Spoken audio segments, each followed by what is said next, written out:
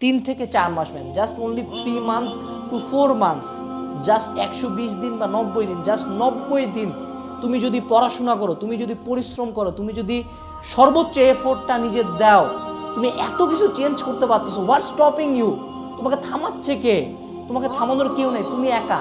এখানে তোমার সাথে উপরে আল্লাহ, নিচে তুমি, আর কেউ নাই। Just start the game man, give it your all. তোমাকে কেউ থামাইতে পারবে না। জাস্ট এইটা ইনশিওর করো যে অ্যাডমিশন টাইমে তোমার যতটুকু পড়ার কথা তুমি তার সর্বোচ্চটা পড়তেছো। তুমি তোমার 100% জানো না, তোমার 100% তোমার কল্পনার বাইরেও শক্তিশালী। You are stronger than you think, you are more talented than you think, you deserve more. তুমি পারবা, ডোন্ট গিভ আপ। জার্নিটা খুব টাফ হবে, এই 3 মাস খুব টাফ, কিন্তু দেখতে দেখতেই চলে যাবে। সো 3 মাস পরে যদি কোনোদিন নিজেকে আয়নায় দেখো, দুইটা অবস্থা হতে পারে। এক, তুমি তোমার অবস্থানে স্যাটিসফাইড হবা, দুই, খুবই ডিসস্যাটিসফাইড হবা।